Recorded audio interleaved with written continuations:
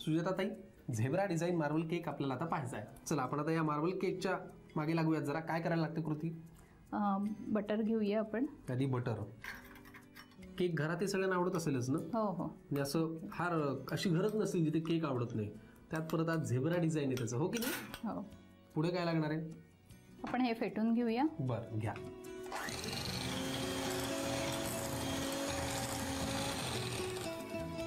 आपण आता हे बटर व्यवस्थित छान ब्लेंड करून घेतलेले. पुढे काय करायचं? पिठी साखर घेऊया. पिठी साखर.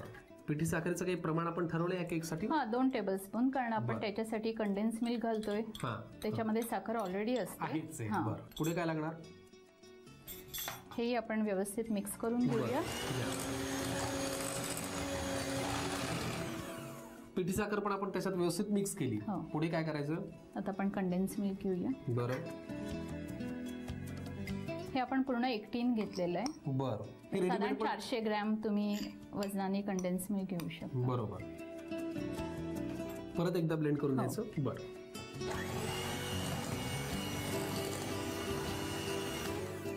हे आपण आता व्यवस्थित मिक्स करून घेतले. त्यात पिठी साखर घातली, कंडेन्स्ड मिल्क घातलं आणि काय घातलं अजून? बटर घातलं. पुढे काय लागणार आहे आपल्याला?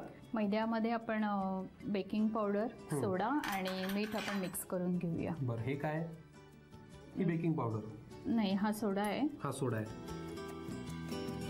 मैदा किती आहे हा? 250 ग्राम. बरं. आता baking powder. Baking powder. Baking powder आणि सोडा आपण मैद्यामध्ये घालतोय आणि मैद्याचं प्रमाण आहे 250 ग्रॅम. पुढे काय लागणार? थोडं मीठ घालूया. मीठ. बरं. आणि आपण व्यवस्थित मिक्स करून घेऊया. बरं. हा मैदा आपण चाळून घेतलेला आहे अगोदरच. बरं. त्याच्यामध्ये आता आपण मीठ घातलं. पुढे काय लागणार आहे आता?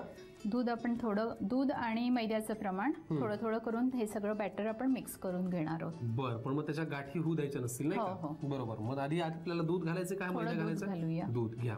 दूध तापून थंड केलेलं आहे का? हो हो. बरं, ठीक.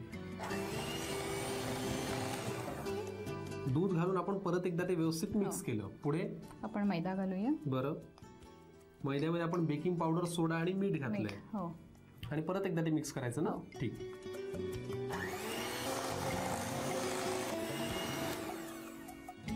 बरं. म्हणजे तुमच्या लक्षात आलं का की मैदा आणि दूध असं आम्ही सगळं एक एक मिक्स करत जाणार आहोत. ते व्यवस्थित ब्लेंड करून घेणार आहोत. ब्लेंडिंग आपलं पूर्ण झालेलं आहे. पुढे काय करायचं? इसेन्स टाकूया. इसेन्स टाकूया. बरं, घ्या. हा इसेन्स कसला आहे? Vanilla essence. Vanilla essence. बरं. पुढे काय करायचं आपल्याला? हे आपण चांगलं मिक्स करून घेऊया. घ्या.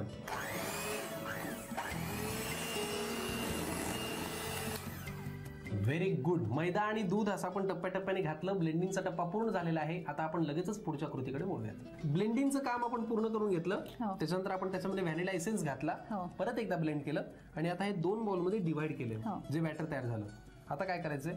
आपण एका पार्टमध्ये कोको पावडर मिक्स करून घेऊया. कोको पावडर हे 2 टेबलस्पून आहे. बरं. आणि ह्याच्यात नाही घालायचं का हे? नाही. बरं, ठीक.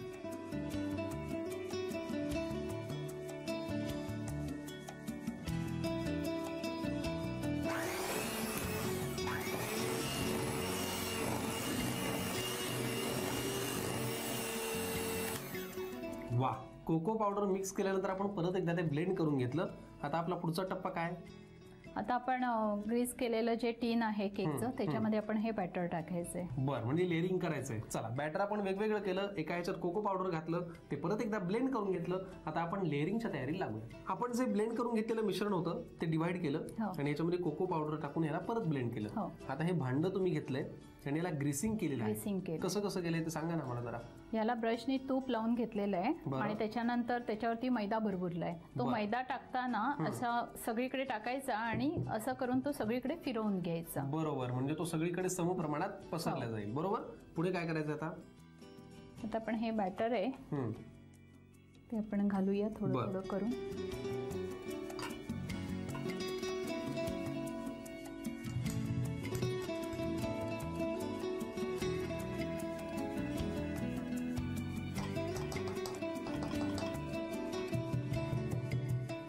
प्रत्येक वेळेस स्प्रेड करत जायचंय. बरोबर.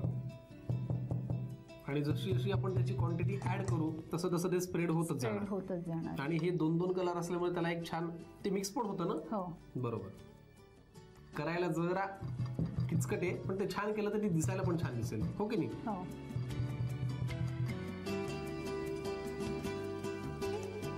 असं हे लेअरिंग आपल्याला करून घ्यायचंय पूर्ण. हे सगळं वापरायचंय. हो बरं, म्हणजे हे भांड भरेपर्यंत. आणि लेअरिंग झाल्यानंतरचा पुढचा टप्पा काय आपला?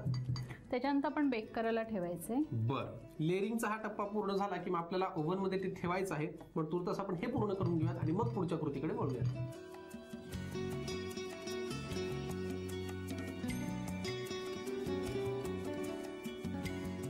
आता हे आपले लेयर्स सर्व झालेले आहेत. वा, क्या बात आहे. दिसायला पण खूप छान दिसतंय.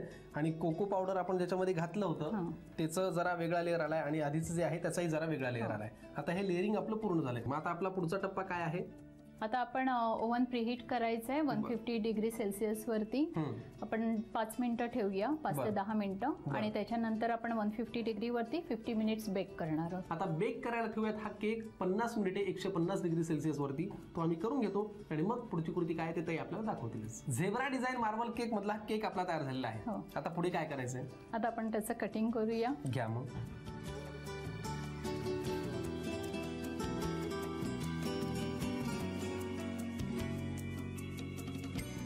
वाह, क्या बात है.